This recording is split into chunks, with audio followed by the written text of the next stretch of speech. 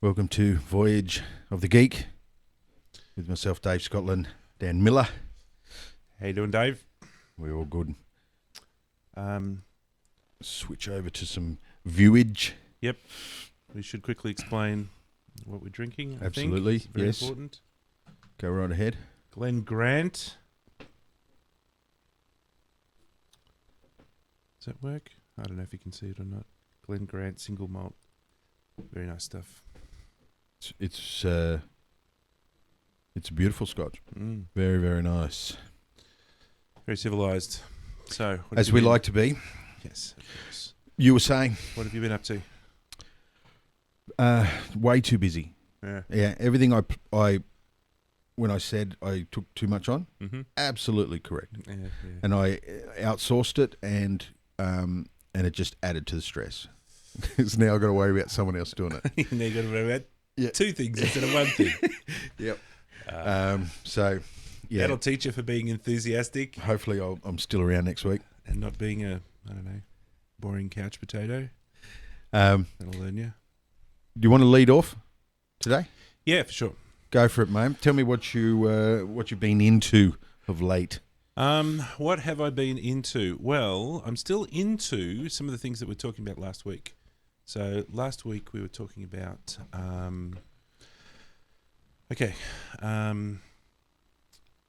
No Man's Sky. Yes. All right. So, And last week specifically about some of the critique and the yeah. critique circles and some of the anomalies you've noticed. And some of the opinions, and this is what I'm finding quite interesting right at the moment. So, just a quick recap for those who don't know. No Man's Sky is a computer game, and it came out just recently, as of this broadcast. And it had a lot of hype associated with it, but it's an indie game. So really there is 15 people who were making it, something like that. And yeah, it had a lot of hype with it, and it kind of promised the world, either accidentally or, well, partially. Well, probably what happened is that they half promised the world, and then everybody sort of, imagined, Yeah. I turned over a magazine in the staff room today, and the front cover was No Man's Sky, and it was 2014 magazine. Yeah, been in development. So it's been promising for a while too. Yeah, that's right. So, there was this big sort of hype train, and a lot of the comments from the developers, because indie developer, and it was one of the guys who was developing it, was also like the marketing person or whatever. And then he started getting roped into TV shows, and I think what might have happened was, he kind of started believing his own hype a little bit, and the concept of feature creep. Yeah. Right? The concept of feature creep, which means that you can, as you've already said at the start of this broadcast, you can actually imagine your capacity. You always exaggerate your capacity to do things, and it always turns out that, no, you can't do that much stuff. Because most of the time you're not called on it. Yeah. You can get away with it for a while. Yeah. But yeah, if you put yourself in a position to get called on it more often than not, then you're in trouble. So there was all of this stuff, and loads of hype started to build up about it, and then when it came out, just kind of didn't match up to a lot of the hype, and so a lot of people extremely disappointed.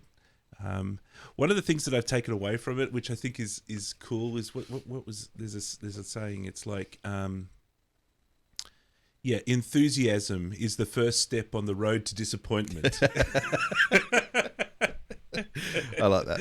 Yeah, so a lot of people got sort of hyper enthusiastic. So anyway, I've been going into and checking out a whole bunch of stuff about it. Last time we were talking about procedural stuff, and I want to go back to that. But really, we ended up on Metacritic, and this is actually where I wanted to revolve around a bit today. Yep. What's going on with Metacritic? Because I started looking at Metacritic itself rather than some of the things that were on it. But before we do, I just wanted to... Well, look, here's one of the things. If we open up this... sorry, that's a individual person. I'm looking for... No Man's Sky. Have I got it here? On Metacritic. Yeah, here we are. So, now this is one of these bizarre features that we've kind of been talking about. We sort of saw this thing happen in with Ghostbusters, is that all of the critics give a positive review and perhaps a mediocre review, but none of the critics give a negative review. Yeah. But the users are polarized into love and hate. Yeah. Right? Yeah. No, there's no one on the fence. Yeah. There's basically no one on the fence. And I've seen some really bizarre things, some things I think are really funny. Yeah. There's some people that gave it a negative review. They were wolf in sheep's clothing. Yeah, okay. So they gave it a 10. Yeah. But then they wrote the most negative review in the thing, just so that it appeared in the 10 zone. And people were like, really, this is a horrible game, don't buy it. But they gave it a 10. Yeah. So anyway, there's a bit of that going on. So where I want to go is I want to actually read about 3 or 4 of the reviews. And I've got a couple of them copied out here because some of them are quite cool. So these are just positive reviews. So I want to just read out a couple of these and we'll see what, say, Harry Hood here has to say. So he's given it a 10. So he's given it maximum score. So I'll just read it. Giving this game a bad rating because you expected something else is truly unfair to Hello Games. The developer has delivered on everything they promised, which is objectively not true. But anyway, and as someone who followed the game very closely for 3 years, it's exceeded my expectations thus far. So I suppose where I'm ultimately getting to is there's no accounting for taste. Yeah. Or how are we going to account for taste is really. Yeah. This is a game more akin to a Journey or Minecraft than it is to Battlefront or Call of Duty. Don't expect instant action all the times. At all times. This is a game for people who appreciate nuances and an ethereal experience that can be played for hours at a time. The game looks and feels amazing. People complaining about the field of view. Did you ever think that maybe it was done to simulate the feeling of wearing a mask or helmet? Either way, this game has everything they said it would be, and now it's in my hands, and I feel a sense of relief that it's everything I wanted it to be. Well, that's glowing. That is glowing. And again, you know how we're talking about the strange phenomenon of unpositive reviews. Yeah. I think we maybe need to think of a different name for this. Yeah, but definitely, because I keep forgetting it. Yeah. Well, maybe we do. Yeah. So if you got any ideas, tell me. But yeah, something that's quite amazing is that some people will say, you know, a bunch of things that other people consider negative, but they consider them positive. You know, it's like if you're going to, I don't know, a restaurant or something or other, and, you know, the waiter took an hour and a half and all the food, including the dessert, was covered in salt. Some people would say, took a bloody hour and a half and was covered in salt. It's ridiculous. And other people would say, it took an hour and a half for the waiter to come to us, which gave me and my friends plenty of time to clear our email inbox, you know?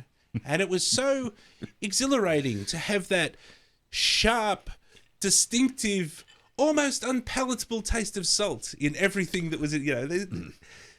And then those people tend to add on, and Gary the cook was a riot, and we loved it. He made jokes all night. Yep. So anyway, no accounting for taste. So I'm going to give you just a couple more. Actually, really, yeah. Anyway, so this is the second one. Okay, so it's also a 10. So this is also a 10, right? So this is a super positive one. Okay, so just want to be clear for a second. The people who are giving this game a bad review obviously do not know what the game actually is. Now, this is actually a rather telling statement, right? This is an exploration game, not whatever you want it to be. By saying that it's repetitive and boring, then this game is not for you. It's a bit of an odd statement. Yeah.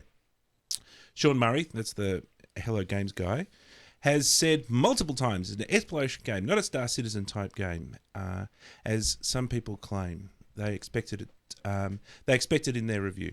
This game is great, and people who truly know what this game is will know that it is a great game, and many of us cannot wait for it to be on PC.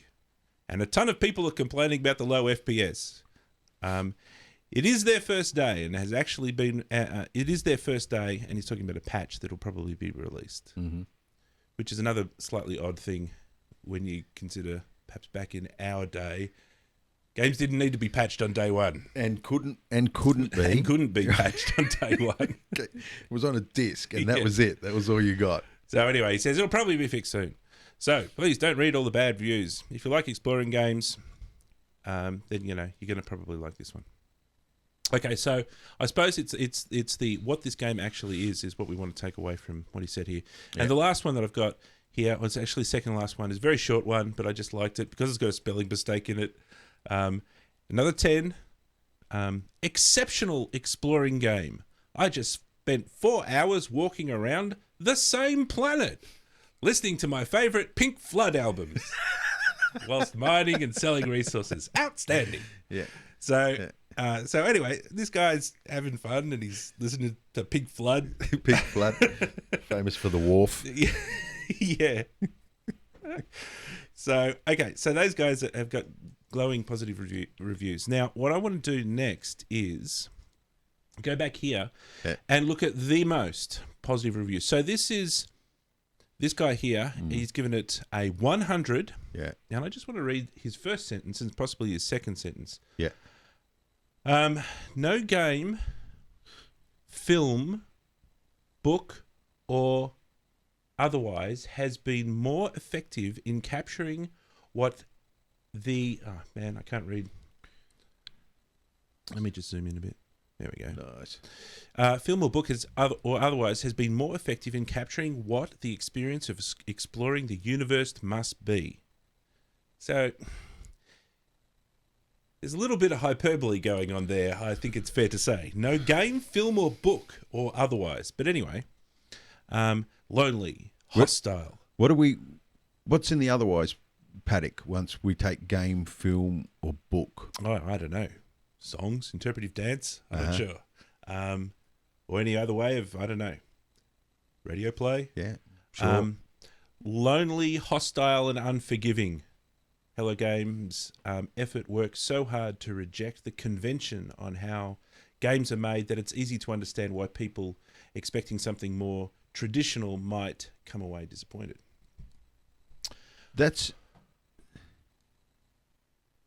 similar to some of the cons that we were seeing. That's almost a negative. Like they're in that 100 out of a possible 100. Yeah. He's still saying that there's something wrong with the game. Yeah, and also this is the other odd thing, and a lot of people kind of say this, most people probably won't like this game, but I'm giving it 100. Now, perhaps it's okay if it's you personally doing your review, but as a critic review, most people won't. From digitally downloaded is where that's from. So now it's time to put on our very... Skeptical, uncharitable hat. I never take it off. This guy gives it a 100. Yep. Where does it appear on the page? There. Mm-hmm. So because he gave the review 100, this is my uncharitable, uncharitable thing. Yep. Because he gave it 100, it appears right there. So if you're looking at the page, that's where you look first. Yep. And then you can click on, what's this all about? And then when you click on this, it takes you over to his website. Sorry. That's all his other reviews. Takes you over to his website. Uh-huh. So we were talking before about... why are there no negative reviews? Well, if you have a look here, this is kind of weird, don't you think? That there's positive reviews going all the way down to negative. This one only goes down here, but I think on other games they do actually put negative critic reviews down here, but because there are none, but still they appear at the bottom of the list, the negative critics reviews, and the positive ones appear at the top of the list. Yep. I'm starting to see your theory emerge. That there's something going on here. So you could imagine that, maybe the guy's being honest, maybe he's not being honest, but I mean, let's assume that he is being honest. Yeah. But this might be this sort of positive reinforcement that every time he gives it a glowing report, suddenly gets lots of people turning up at his thing. And he might not know why. Yeah. Yeah. The next thing that I want to do is actually go and look at this guy's review. I'm not going to read it out because it's gigantic and uber long. Wow. Look at that. That's a commitment. Yes, he's actually given a diagram. Wow. Okay, so just make sure that everybody at home can kind of, on the internet, can see this. Yeah, that works well. So this is his last paragraph. No game, film, or book or others have been more effective in capturing the experience of exploring the universe. So that's his last paragraph. So somehow his very last paragraph and his 5 stars here ended up here on Metacritic. Yep. How that happened, I don't quite know. We can probably go and look into their things, but there's somebody sitting somewhere behind a PC that's typed into Google reviews of, and that's their job. Yeah. And you copy, paste, Metacritic, done. Yeah. I imagine something like that. It could even be a bot. Well, I don't know how a bot would pick up that there's 5 stars in this image. Yeah, and it's distinctly an image too. It's maybe they're hooked into some Metacritic sign up and join our Metacritic. Well, the app. PNG's called 5 stars. Did you see it when you where roll your mouse over it? PNG's called 5 stars. Yeah, right. Well, that's the only thing. Otherwise, it's just a random. I don't know. You can search by an image now on Google. Like you can hold an image up and say, "Go and find images that look like this." You'd have to have. I don't know. You can imagine the diversity of websites, right? Yeah. I imagine it's probably just some person who's employed for this. Am I giving Google too much credit? Well, probably. Well, I could be. I would be surprised if they had a system that was that awesome that could do that. Anyway, the other cool thing about his thing is he's given this. I love it. So he's gone innovation versus classical. Yep. Because you can't be both. Yep. And entertaining versus thoughtful. Thoughtful. Which is an odd polarization, right? If something's entertaining, it can't be thoughtful. It's a character trait, isn't it? Like someone can be thoughtful. Mm-hmm. He's a thoughtful cousin. Yep. I don't know whether a game can be thoughtful. Maybe it means thought-provoking. It's a puzzle game. Is it worth me looking at the definition of thoughtful? Might as well bring it up. Thoughtful. Absorbed in or involving thought. Can't be a computer. It's got to involve thought. Showing consideration for the needs of other people. So hang on, what do you mean it can't be a computer? Well, computers don't think. But what's thoughtful is his experience, is what he's saying. Entertaining versus thoughtful. Well, that's what I think he's saying. We're saying it's an innovative game versus a classical game. It's an entertaining game versus a thoughtful game. Well, it can't be a thoughtful game. Like a game is totally devoid of thought. Like it just does what you tell it to do. In fact, by definition, it has no thought. That's true. It's a calculator. It's a calculator, exactly. There's thought in the code, the person that writes the code, and that's as far as I'll take it. But I do like his little thing here. I like the way classic and innovative can't be the same thing. Yeah. It's a bit weird. There was some innovative classic shit still that you can jump into. It's a bit weird that there's polar opposites like that. And I don't think, yes, these are true dichotomies, right? Yeah, it's interesting. But anyway. Yeah. But what I do like is that it's better than 100. Because 100 is even less information than this thing. Yeah. Even though it's slightly confusing, we don't know what thoughtful means. Yeah. And he's put it in the gamma quadrant. Yeah, it's deep in the gamma quadrant. Yeah, he's interesting. I wanted to bring up a couple of other points that somebody else picked up on the unpositive. Oh, this is also he's getting a lot of shit from people in the comment section, right? Because he's 100. Yeah, he's got 100, and yet he's got this mass hyperbole bullshit going on, right? Yeah. And I don't know. I'm not judging the guy, but his response when somebody gives him a shit response, he says, "What the hell are you doing, you fucking idiot?" He responds with an anime picture. Okay. He just posts up a little cute anime picture, which I think is actually I don't know. so, so is that how we tell when the really bad things he's responding? Because there'll be an anime picture. Yeah, that's going. right. Which I think is good. It's better than saying, well, fuck you then. Instead he just says, have some cheesy anime. I like it. I reckon that's good. Yeah, there's another one. There's more of them. They're all up and down here. In fact, people give him shit for just posting anime, not actually. Anyway, there's another one of these responses here, which again picks up on our our unpositive review thing. So here the guy is sort of complaining about this. To me, this is not a critic review. This is just your opinion, man. This is just your opinion, man. So he's complaining about... It's not called meta opinion. Yeah, that's right. It's not called meta opinion. That's right. That's what the guy says. And he also says here, you yourself pointed out flaws with this product. The fact that some people may be disappointed with the content for $60. Yeah. And then, as he says here, you still gave it 100%. Yep. And so the guy, he gives a bit of a response here.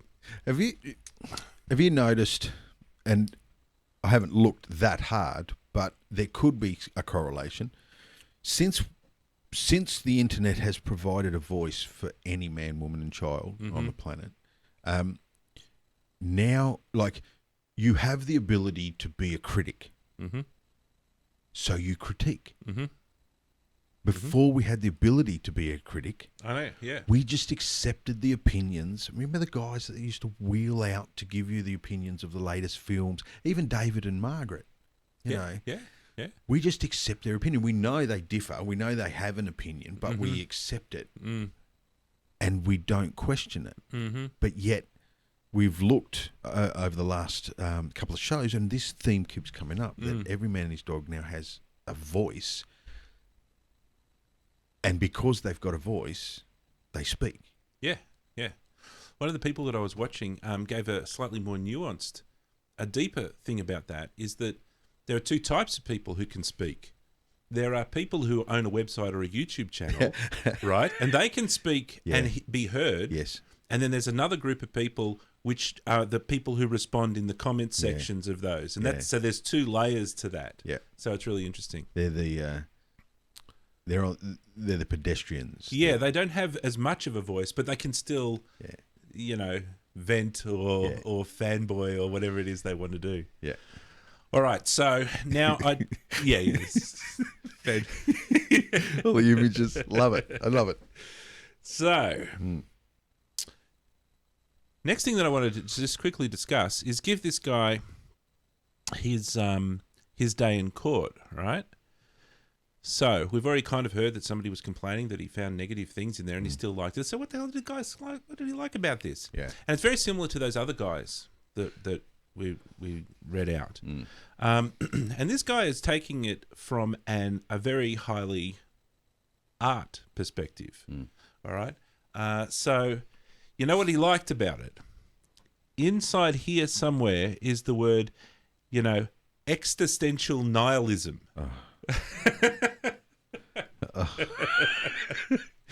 One side of my brain just went to sleep and it was just automatically triggered. Some people say no gameplay that's boring and other people appreciate existential nihilism. Yeah. This is what I was saying before about this. That dinner was the most salty thing I'd ever eaten. Yeah. And whilst it caused my nose to wrinkle, I had a great time and give the restaurant 10 out of 10.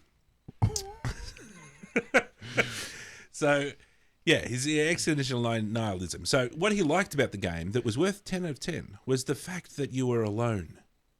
And deeply, this is what he says down at the bottom here. No other game has made me feel so alone. So darkly nihilistic with nothing to do. I'm giving the negative spin, right? But he gives the positive spin. Yeah. With nothing to do in the depths of unknown loneliness, know. And so he was like, 10 out of 10. So that's awesome. This is, of course, what other people are complaining about. There's no gameplay, and you can't do anything. There's nothing to do it. It's repetitive, and there's no point to it. But he's like, yes, there's no point, but that's the point. Yeah. The point is that there's no point, and the article exists only because an article needed to exist. Well, you can be super cynical. I don't know. He comes off as fairly genuine, and he was kind of, I don't know. He seems like, this is like representation of true reality of this. So it could be the article could be legit, but he's used some kind of algorithmic based approach to getting his story to the top of the pile. Well, which has been a long. That's a struggle that journos have starting out have had for a long, long time. And he could, I don't know, this guy could have been a journo for 40 years. I might be speaking completely out of church, but if it is someone starting out, that's the sort of angle you're looking for, isn't it? You've got to try to those, and maybe only for a fleeting moment, that system has to work until someone realises, okay, well now we've got to randomise them, or you've got to provide all three lists, middle, top, bottom. Yeah. You've got to do something because it's corruptible the way it is at the moment. Exactly. People can play that game. Yeah. But he's potentially worked out a way to work in his favour. Yeah. And I'd also like to highlight that he doesn't have to be doing this. He doesn't have to be doing this as like a conspiracy. It can happen by accident. It can just be that he writes this glowing review, and then suddenly loads of people turn up, and he thinks, and he writes another glowing review, and more people turn up. And he has no idea of the mechanism or how it works. It's just every time he gives a fantastic to review to some crappy game, all these people turn up to his website. Absolutely. Someone cooked an egg at some point. Someone said, I'm going to eat what comes out of that duck's ass. Do you know what I mean? Like there's always a first. The first person to have an oyster. That's my similar thing. He was the first idiot. He must have been so fucking hungry. That's it. And hope it wasn't the same guy, the first guy that made the first donut or something like that. But yeah, I absolutely get what you mean. You can fluke it. You can definitely fluke it. But twice is enough for you to know that it's not a fluke. Do you know what I mean? Like the second time is much more likely that it's a deliberate act of. This is why, and this is a complete tangent, betrayal. It's a complete change. That's why things come in threes. You know, when you tell a joke, it always has three. Oh yeah. You know, beginning, middle, and end. Yeah, you got to have the meat in between. The reason is that the first time a duck walks into the pub, the first time is like could be an accident. Yeah. The second time it could be an accident, or it could be a part of a pattern, and the third time it's like, well, that's a pattern. Yeah. Absolutely. All right, so I got one last place to go just before we finish. Now, all of this stuff reminded me of blue poles. Okay, the way you said that phrase last week with the same disdain. It's guarded disdain. It's not poisonous disdain. It's guarded disdain. Okay, so for those who don't know, and I'm going to take us somewhere here. For those who don't know, this is Blue Poles. This is 1 million copies of Blue Poles. So it's a Jackson Pollock painting. Click on this one and bring a bit of Okay, so it's a Jackson Pollock painting. And there we go. That's Blue Poles, and it's about. I'm going to say 6 meters. Yeah, it's huge. It's long, it's very big, and about 3 or 4 meters high. About 3, maybe 4 meters high. Yeah, cost the Australian government $4 million. It's something like that, right? Mid '80s, right? Millions of dollars. So yeah. So I've got here. This is an article just for us to give us some context from 1974 or whatever. Who would pay for this? 1.3 million. This is an article from, what is it? Can you see the date? 73. 1973, right? 1.3 million. And somewhere in here it says, this was made by drunks. What idiot would pay 1.3? Yeah. Now, one of the responses that people give is, well, you bunch of idiots who didn't like the fact that we paid 1.3 million, it's now worth 20 million. Yeah. And it's like, yeah, but it doesn't make it better. Yeah. But anyway. It's exactly right. Anyway. Okay, so we're still thinking about the guy that likes the existential nihilism angle of the No Man's Sky. Yep. And so that's what made me think of Blue Poles. abstract expressionist thing. So I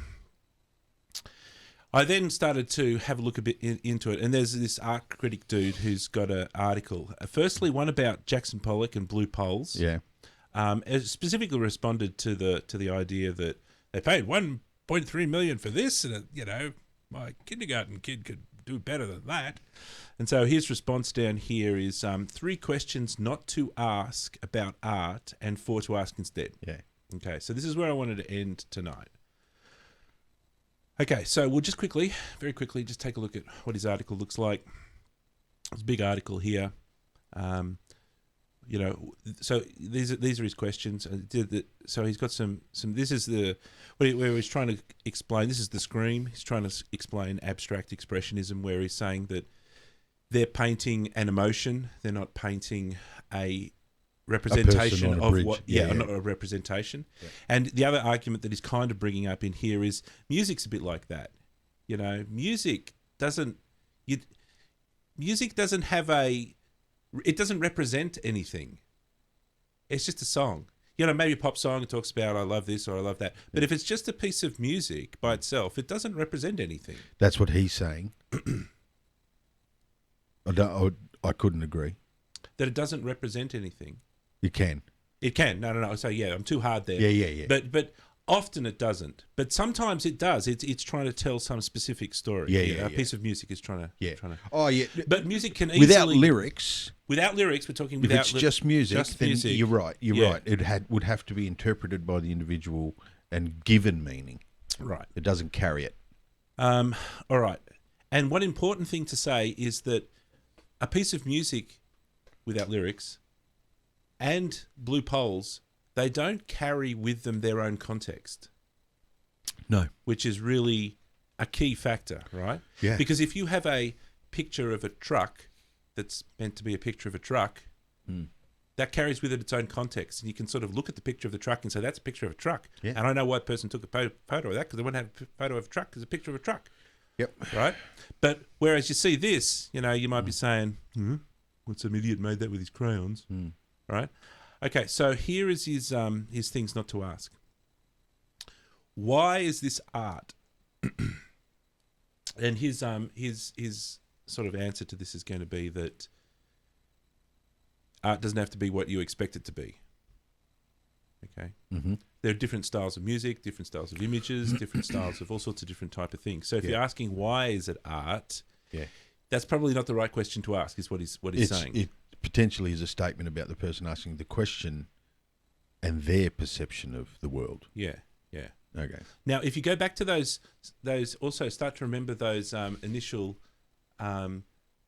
those reviews, for those positive reviews from those people. This is kind of some of the things that they were saying. People who don't like this game don't know what it is. Yeah. Right? How about friendly negative review?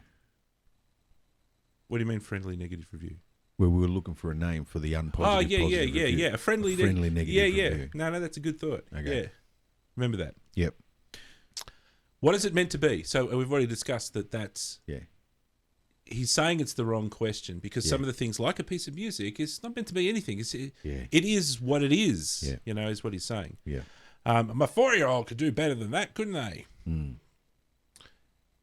I think in a lot of ways, Blue Poles is like the perfect storm of all of these things added together. Yep. And you've crashed into the jungle that is artist versus artiste. Yeah. I consider myself as an artist. Yeah. I'm nowhere near talented enough to be an artiste, right? Because the one thing I recognise about being an artiste is it goes beyond the palette. It goes beyond the medium and exists in a vacuum, for want of a better word. No, you're right. Where there's a society around it. There's a forum of believers and owners and stewards of it worldwide. They've been around for a long, long time. Sometimes they shun and put baby in the closet, but you can't fight it off. If innovation comes through, when photography was around, the artists got pissed, and when, the digital, and then the old, it'll always keep happening. But that world that exists around the artiste I don't like, I've never liked, I've never been part of, because there's too many moving parts. I would prefer that if somebody needs a castle on a hill to help tell a story about a king, I would prefer that I can create a castle on the hill, and when someone sees it, they see a castle on the hill. It carries its own meaning within its... And get paid. And get paid, yes, of course. So where it is lacking in context is where we start getting into the crappy territory, I reckon. Yeah. I was thinking about... It's a pity that it's so full of pretentious entities. In some ways... Which it needs, because that's what I was about to artists say. need to be sponsored. They need to... Do you know what I mean? Yeah. Collections are how they make their money. Well, you can't have a collection if you haven't got a crowd. Do you know what I mean? And that crowd has to be the right makeup for your stuff to have worth. Yeah, yeah. And only a small group of people, then it appeals to only a small... And you get that pretentious thing. Which is okay as long as they're all rich. You know what I mean? Like if the average wealth is higher, then the artiste still makes the same amount of money as we do in these mass media carpet bombing, visual effects driven things that we're used to. Yeah. That's our art. But yeah, I've got to calm down. All right, almost done. I was just thinking of this in terms of also Metallica sprang to mind. Master of Puppets. So you know Master of Puppets, right? No. You don't? No, I'm not. I haven't had much to do with Metallica. Oh, okay. All right. Master of Puppets. So if you listen to Master of Puppets, it's this big, bangy, crashy, noisy thing. And people could say, why the fuck is that art? They're just yelling into their goddamn microphones like big lunatics. And then another person can say, what the hell is that meant to be? Master of Puppets? What, it's about puppets? This is fucking ridiculous, right? Yeah. And then you could say, a 4-year-old could be banging on drums better than that. Yeah. But if you go and read the lyrics to Master of Puppets, it's about heroin addiction. Master of Puppets, pulling your strings, you know, your life burns faster, you know, cut your breakfast on a mirror, you know, that's talking about heroin addiction. And so my point here is that within if you actually just take Master of Puppets by itself, the song by itself, and read the lyrics, you can understand what it's about. And that's what you can't do with Blue Poles. Yeah, no. Or music without lyrics. Or music without lyrics. So you got to be a bit careful, you know, where you're going to... Anyway, so this is what this guy says. This is what you should ask about art. Yep. What can I see or what can I perceive just by looking at this work? So, okay, we... you know, perceive it. Yep. How was this artwork actually made? So a technical question of the construction. Yes. Yep. Yep. And you can think about No Man's Sky, right, as well. Yeah, We're talking about this, right? Yep. When was it made and what was happening in the art broader history at the time? Well, it doesn't have to be art history, but it could be the genre history at the time. And what did the artist create this work? Why did the artist create this work? And what is its meaning to them and to us now? This one I sort of have a little bit of a problem with because without Google, you're never going to know why. Yeah, you can't say why. Well, you're never going to know why Jackson Pollock. If you just saw the Blue Poles, you're never going to know why he. Why you'll never know the right. No, you can't answer. ask why. Why has to come in a narrative form, written or spoken, right? And not even imagery or iconography can even accurately get it. Like you've got to have from the horse's mouth. You'll have to have some backup research. Yeah, otherwise it's just speculation. Yeah, that's right. The when, yes, because yes, that can be carbon dated and you can actually prove that. The how, absolutely. And what I can see... What can I see just by looking at the piece? So that's a description. This is good. I like this. The thing that I like it as well, and so I'm now thinking just as as a better way for Metacritic, instead of giving it a 100, you actually start giving it, break it down, you actually start into good critic, explaining what it is, I like that. But unfortunately, then that starts to devoid of opinion. A lot of this isn't very opinionated, right? No. Right? No. And it's just although the first one, most people will spend 90% of the time with the first one. Yeah. And then these are bullet points. Possibly, They'll put them at the bottom with bullet points. Because this is an easy way to get an opinion out of someone. Yeah. What can you see? Yeah. I'll tell you what I can see. A shit bunch of blue poles on a friggin' canvas. Yeah, It's yeah. $1 million. Absolutely, completely infected by the politics of the day, or the day I've had. Yeah, yeah. Yeah, cool. And I definitely see the difference between this and the other ones that you had there. Mm. Yeah, I like this. I like this. Here's my spiel that talks to this. Uh-huh. Any piece of art, right, that requires a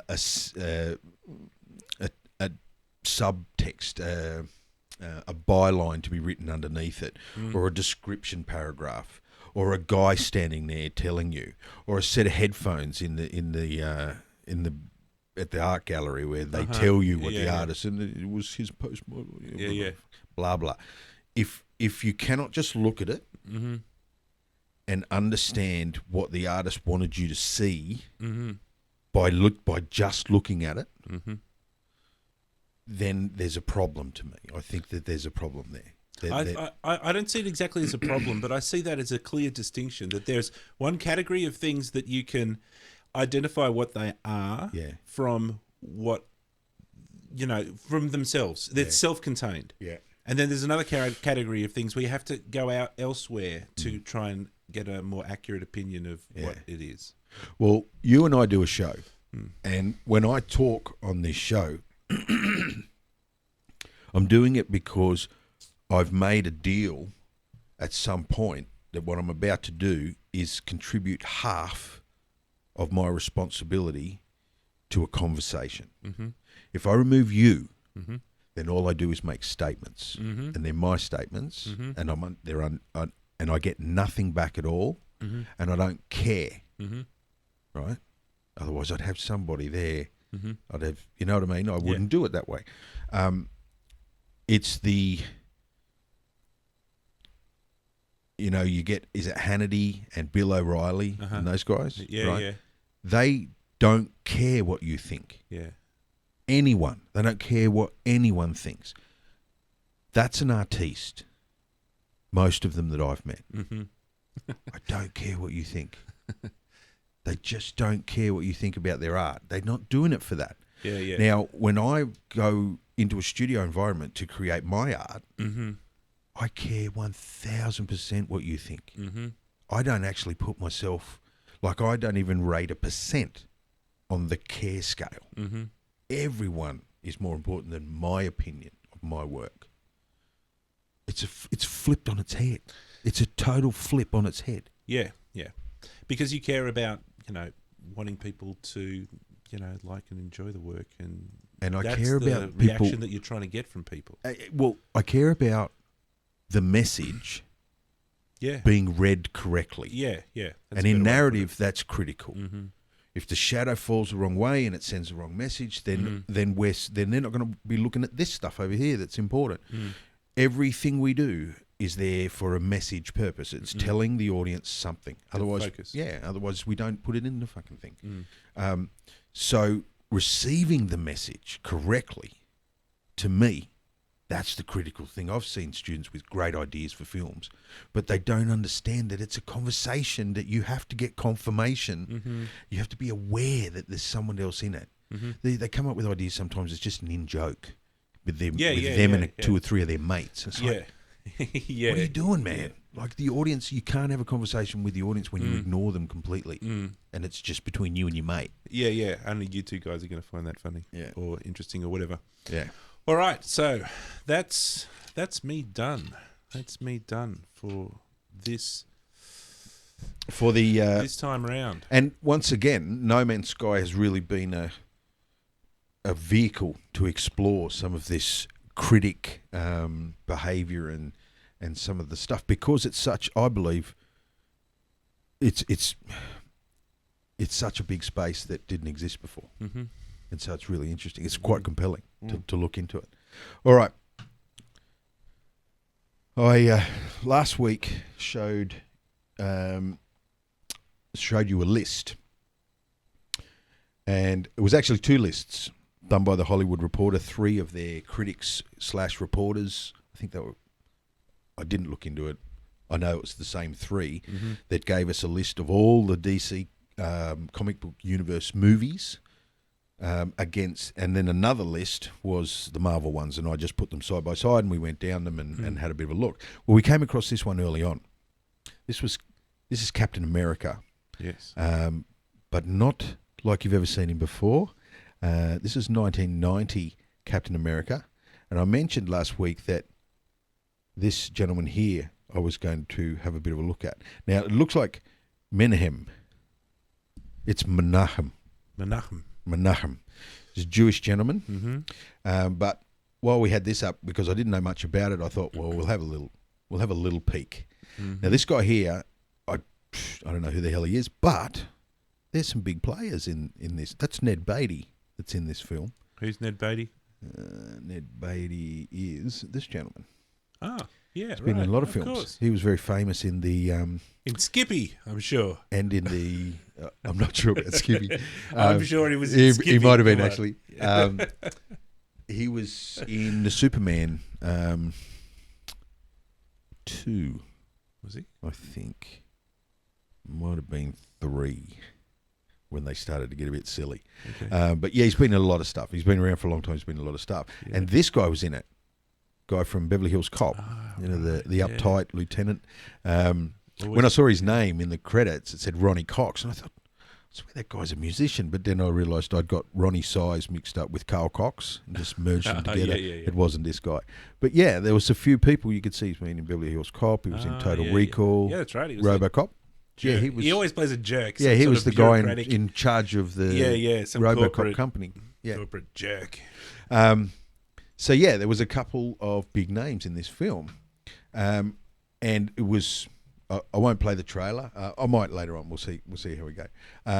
But where this became interesting is it was only recently that I saw a documentary, which we'll get to in a moment, on this guy here, Menachem Golan, and he has an incredible history in Hollywood, right? Not really for all the right reasons. Okay. Menachem Golan and his cousin Yoram Globus. Okay. They were making films in Israel in the 60s, and quite successfully, mainly because of how they made them. Fast. They made them quick. Yep. Super fast, super efficient, and it was a partnership made in heaven because you've got Globus, who was the money man. He ran the business. And Menachem was the director. He was the creative. Okay. Super flamboyant. Yep. Bigger than life flamboyant. And really quite successful even before they even left Tel Aviv. So in the late 70s, they bought a company that was going under, a film production company. It was called Canon.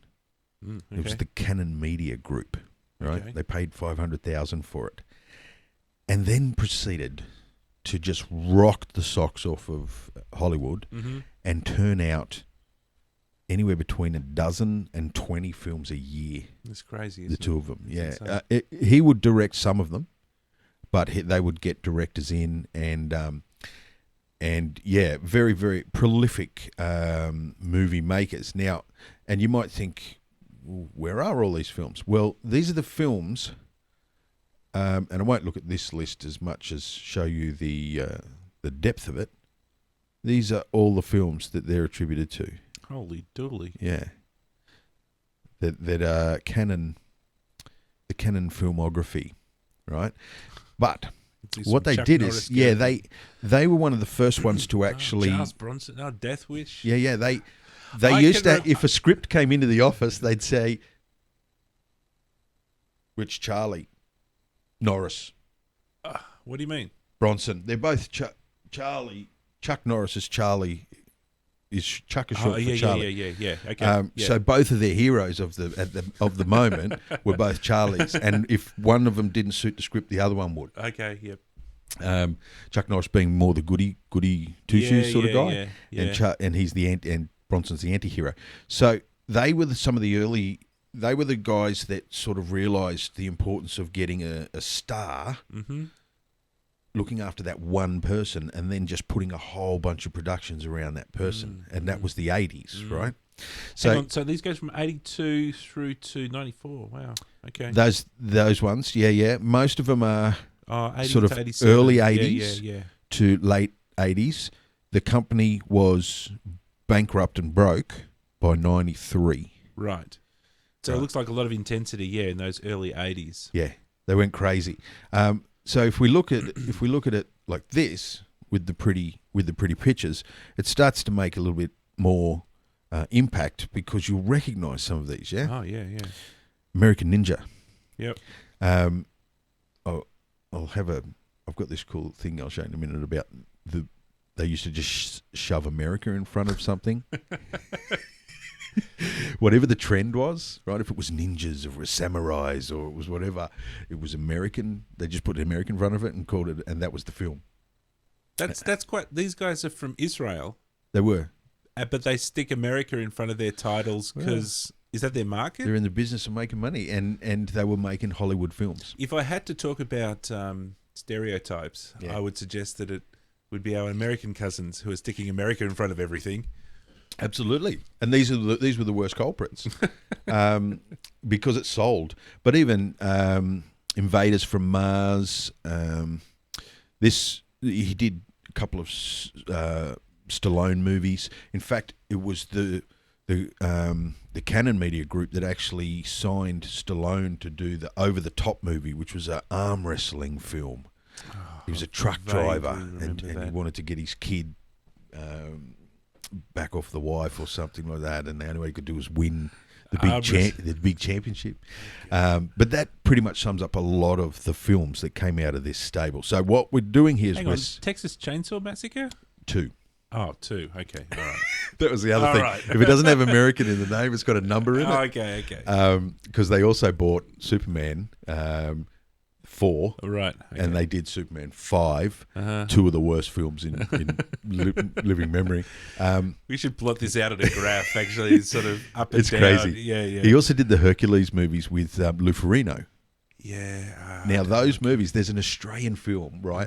They've obviously secured the rights to one of those films, and then they voiced over it. And the way the movie premise goes is that they are 3 friends find out that the local cinema is closing and going to be demolished, and so they have to try to save the cinema.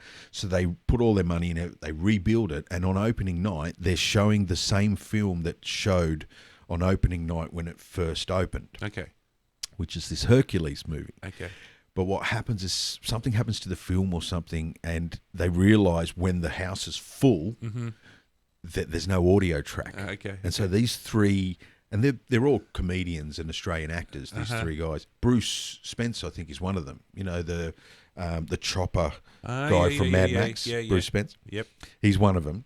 And the girl that used to play Effie on Acropolis Now. Okay. Gina Carridas, I think. No, it's not Gina Carridas. But yeah, the girl that used to play Effie. She's the other one. And so what they do is they re-voice over the film live. But the movie is about that, right? Cool. And they've taken. I'll bring in a snippet next week. It's absolutely hilarious. That sounds awesome. But all of these barbarian type films, they're just cashing in. So this is a cash in on Conan, and they're copying the stuff that's being done at a higher thing. Exterminator 2. I can remember these movies, man. Yeah, man. Some of them I used to stay up, at till really late at night. Yeah. The parents had gone to bed when I was when Absolutely. I was a kid, and there'd be all of these. There's this smorgasbord of things that had come on at 1 o'clock in the B-movies. morning or 2 o'clock. TV could afford I them. used to love watching those. Awesome, huh? So if we were to look at the film list, you can see that it goes on and on. These are all the ninja-related ones. Oh, the other boy in the stable was Van Damme. Right. Van Damme was discovered by this guy, Menahem, sitting in a restaurant in France, and the waiter comes in with 2 bowls of soup. Okay. And he said, Menahem, and he recognised him. He said, "You like this?" And he proceeded to kick over his head while sitting at the table without spilling the soup. And he saw him for a meeting the next day. He said, you come and see me tomorrow. And he comes and sees him, and he begs his way in. And at one point, Menachem Golan yells out to his receptionist, "Bring me Bloodsport." Like talking about a script. Okay. And he said, "I'm going to make you a star." And he does. He literally turns him into a superstar. Wow, that's crazy. But yeah, this movie here set a record. Yeah. It set a record for the amount of money one person made for making a film. Was I think it turned out to be $11 or $12 million or something like that. And in '87, man, that's a lot of money. It's so much like what the sort of film industry is. It's this big gambling thing, right? Yeah. You just got to just keep dishing them out until Yeah. one pays for all the rest. Yeah. Anyway, yeah. I saw a little snippet. I'm not going to show it to you, but I saw it this afternoon because it was pretty poor quality. But it was an interview with Menachem Golan, and he passed away a couple of years ago. And in this interview, he was asked, "How do you secure an actor and like a big Hollywood actor?" And he said, "Money. Mm-hmm. It's all you ever need is money." He said, "I go to them. I say, if I give you $7 million, will you come and do my film? Yes, I'll do that. Okay." And then I go and find the $7 million, because getting the money is easy. Mm-hmm. It's getting the project, getting the person that will suit the project, and then take the money. He said, American actors, you just buy them. They're just a commodity. Mm-hmm. And he probably felt that way. So this, thanks to the crazy campers over at Cracked, these are good movies, and they're Canon picture counterparts. Because Canon is now a dirty word. When we were growing up, we didn't notice anything different. They just all seemed like these are the videos that were on the shelves in the video shops, for hire. Yeah. When we saw Cobra, Mm-hmm. or Firewalker, or any of these sorts of things, they weren't crazy. We weren't, But now it's become a bit dirty. It's a bit sort of, oh really? Hang on, so Dirty Harry's? No, that's not a Canon. That's the mainstream good one. That's good movies versus this is the Canon one. So these are Canon ones here. I see. So you got Dirty Harry, cop who doesn't play by the rules. Right. Cobra, cop who doesn't play by the rules. Serial killer, looking for a serial killer. Hispanic sidekick. Timeless classic, dated action movie. Spawned 4 successful sequels. Spawned a short-lived marriage between Stallone and Bridget Nielsen. Hilarious. This is so true. And this one here, this was a terrible film. This was one of Chuck Norris's worst outings. But it was an Indiana Jones or an attempted cash in on the money available for the adventuring treasure hunter. So it spawned one of the most successful movie series of all times. Did pretty good at the box office for a Canon movie. Crazy. Yeah, man. So, Brubaker, both are stories of cops that go into prison to find out where the corruption is. Mysterious deaths, both original screenplay. Best original screenplay nomination. Martial arts. We don't have story or character. We went for the martial arts instead. They go a long way. Splash, one of Tom Hanks's big sort of launch movies. Romantic comedy, up against Mannequin. What the hell? This guy takes a mannequin home and it becomes alive or something. It's a bit twisted. A mermaid has a lot more sort of appeal than a mannequin. Yeah, absolutely. And there's some weird ass shots in that film, like him riding around the city with this real mannequin strapped to his back. Best original song nominee. Best original screenplay nomination. Spawned a horrible sequel that nobody watched. Spawned an equally horrible sequel that nobody watched. So these two aren't that far apart, actually. Now, this is the algorithm. Okay. How to name your movie, courtesy of the Canon Group marketing department. So you've got. Okay, awesome. Can you just before we go ahead? Yeah. We were talking about proceduralism, right? Now this has to go into our list of proceduralism stuff. Absolutely. Okay. So you start intrigued. Loving this. Can the movie's plot easily be guessed from the title? So if we say no, comes down into here. Can you put American in front of the title? no, then it gets something like 10 to Midnight or Firewalker, and there are other companies out there for you. So that's your career. If you end up here, that's your career path. We've got the other option here. Can you put American? Then we've got American Rhapsody, American Soldier, American Ninja, and it keeps going on. If yes is the answer, and you can get the guess the plot from the name, then can you put American in front of it? Yes, we've got American Kickboxer, American Ninja. No, you've got Enter the Ninja and Runaway Train. But this one is the big gold standard. Would you like that raise now? So yeah, there's some cool stuff that I found here. There's a lot of rich material because they're so cult and iconic in the stuff that they did. Hell yeah. Yeah. There's some really cool stuff. So the doco that I was talking about before is this one here. This is Electric Boogaloo, the wild untold story of Canon Films. Right. Right. And I'll let you borrow my copy and have a look at that, man, because it's really cool. Now, in true tradition of the two cousins, they didn't like what this film was saying, so they did their own, which is the Go-Go Boys, the inside story of Canon Films. Yeah, right. In true Canon form. Right. Someone else is doing something that sounds like a good idea. No, we'll do it ourselves. I tell you, we come in here and we do it ourselves. That's perfect. And it's put them both together. Apparently, they're a really good doco because they have lots of file footage and cutting room floor stuff and stuff from growing up and family movies and stuff. Whereas this Electric Boogaloo didn't have that. So if you put all that together, you get a pretty cool picture. Yeah. But it's absolutely fascinating, the junkets that they used to take to, that's where a lot of these pictures would have been taken, to Cannes. They were one of the first big players that would turn up to Cannes and just book out a whole hotel and then put their big movie blockbuster banners on the side of the hotel, which is what Cannes looks like now all over the place. They were sort of their pioneers. It's a fascinating story.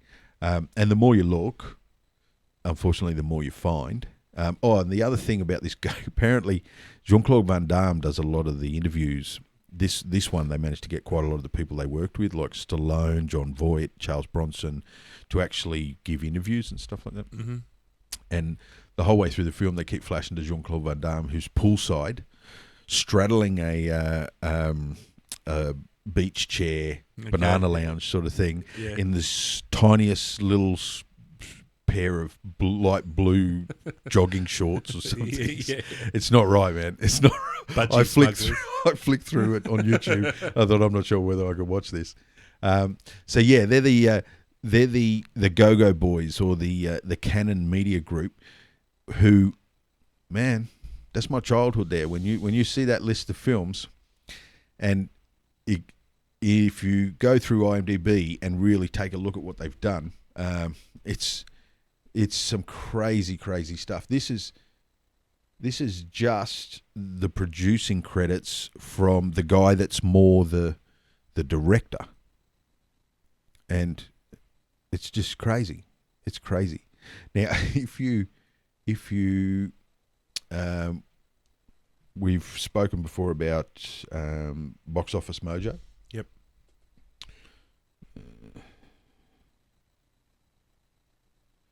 And if you put in to Box Office Mojo, I think the way I had to do this, because it didn't come up in a search, but if I went Kickboxer, I think it allowed me to get the company. Where was it here? Oh, there it was. Up here, Canon Films. Cool. So we can actually see the sort of total gross.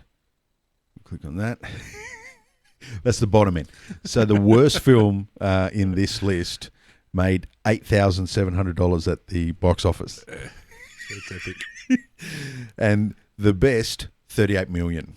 Now we're starting to get into some pretty popular films here, though, for the time. You know, Missing in Action is the Chuck Norris Prisoner of War film. breaking. The funny story behind breaking, because they're exploitation artists, these two guys, right?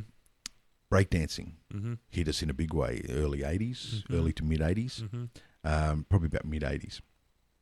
And they were in a race with another production company to be the first to release their breakdancing film. Yeah. And they were the first to release it, and it was huge. It made heaps and heaps of money. It was very successful. They also got into a war later on with Lambada. There's a dance, some sort of Lambada, Dance of Love or some shit, right? Okay. They owned the right to use the word Lambada. I don't know how they secured that. And then the other mob were calling their film the Dance of Love or whatever, right? And it was a race. It took them 3 weeks or something like that to make a film, to make a major, like this was a major release. Yeah. Both parties. And they released it on the same day. Wow. What was it called? Just, it was Breaking versus... It was somewhere in here. Well, let me... Lambada. Or maybe save it for another time if you can't find it. It would be... it probably won't be in this list, actually. But it'll be in here.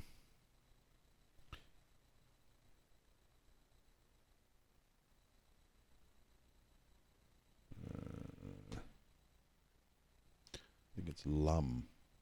Yeah, L-A, I guess. No? Yeah, Lambada. Oh, there we go. So to be 80s, it could be this one. Oh, there's too many of them there. It's weird. It could be this one. Yeah, it is this one. Because if you go company credits, I think we'll find that it's not there. So that was the one that was up against the... Breaking one. No, there was 2 Lambada movies, and they were racing to get theirs out first. Okay. So what they did is they released them both on the same day and devastated each other's figures. Like, what are you going to do? Competed with each other. There's a finite amount of people that are interested in the fucking movie called Lambada as it is, and you just cut it in half. That's bizarre. Yeah. So there's that sort of stuff is in the documentaries. Now, this will give you a little indication of the sort of quality we're talking about in these films. Now, wait, Ninja, wait. Why don't we speak like civilized men? So someone penned that. Someone wrote that. Yeah. Now, wait, Ninja, wait. Yeah? You don't say wait to a ninja, Dan. No, now that I think about it. Now, wait, Ninja, wait. Wait, Ninja. Why don't we speak like civilized men? You are a ninja, a hired assassin. Why don't you come to work for me? A position has become vacant. I'm not for hire. Then what were you doing working for Frank Landers? He was my friend. You killed him, and now I'm gonna kill you.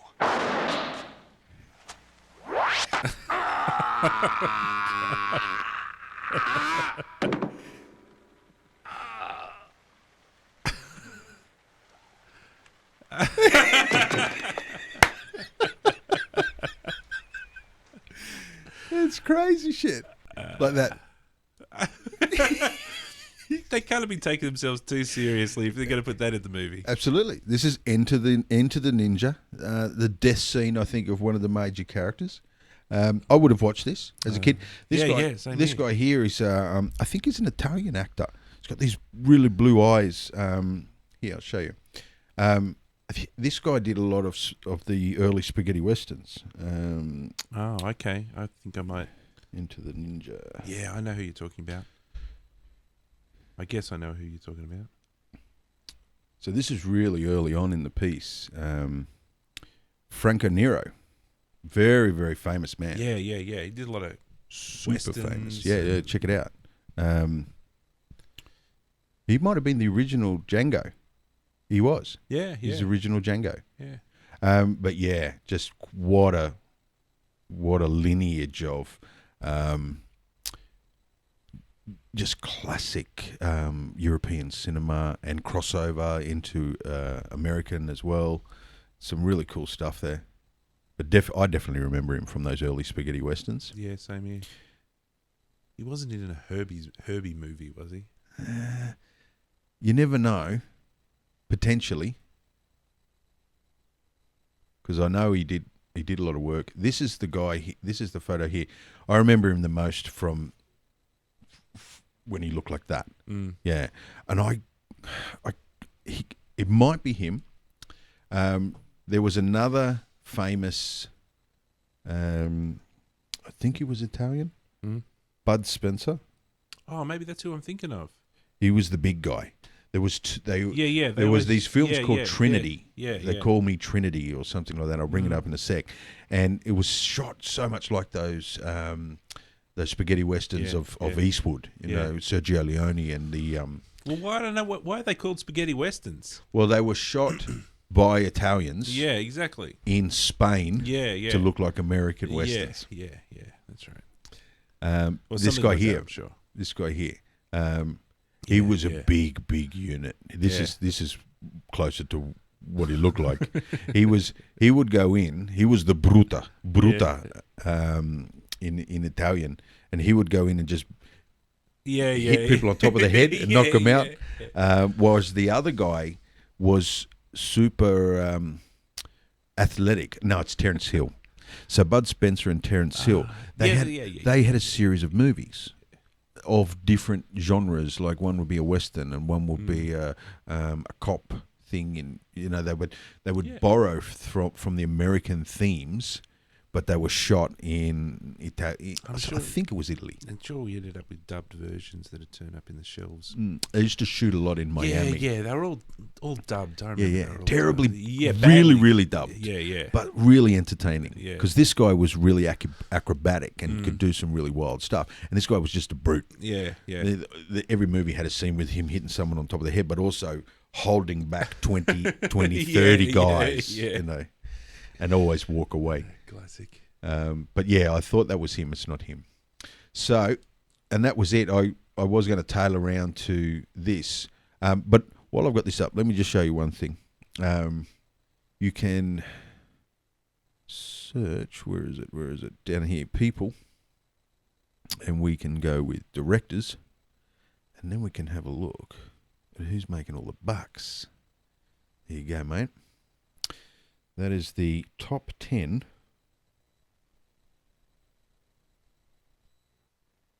earning directors. Yeah, a whole bunch of usual suspects. Yeah. These are millions. Yep. So that'd be 4.3 billion. Yeah. Pretty impressive. And this is their number one picture out of their stable of films. But yeah, it's always interesting to look at the numbers, and this must be scoring here. So yeah, I'm not sure. Number of movies at average. Yeah, I'm not sure what this column is. I'll have to look into that. But yeah, I just came across about that the other day. And so there's heaps of stuff that we can have a look at. Producers, screenwriters, cinematographers. And it's a great way to just bring everything into some sort of comparable state. Because I've got a feeling we might be able to even work some magic over at IMDb with this as well. Very good, very good. So, awesome. I think that's probably it for us today. If you would like to let people know how and where they can get hold of our Mindomo, there'll be. We tend to put those in the show notes. Yeah, so that'll all be in the comment in the little doobly doo underneath the window there, and you can click on that, and then you can navigate your way through the Mindomo thing, which will take you to all of those sites that we visited. Any call to action? Would you like to give some homework? Can't think of any at the moment. What were you? I've got one. Okay. I want to find the most cult movie of the 80s that we can find of any genre. Yeah, I like that idea. The classic, Yeah. the most classic epitome Yeah. of the 80s. The something that Probably have to have a genre. Maybe a comedy, Yeah, maybe let's go with action the genre. one or something or other. let's go with sci-fi. Yeah, okay, sci-fi. So the best cult sci-fi from the 80s. Mm-hmm. Should we disqualify Star Wars? Well, I think we've got a B theme going on here. So I think 80s is talking to me about, it's speaking to me in terms of B, not A. Yeah, you're right. And also cult is more not mainstream. Yeah, not top shelf. Star Wars is only an exception in that area, I would say. Mm. Yes. All right, that sounds like a deal. Yep. Beautiful. Cool. Awesome. Well, that's it for us. Till next time. Bye for now. See ya.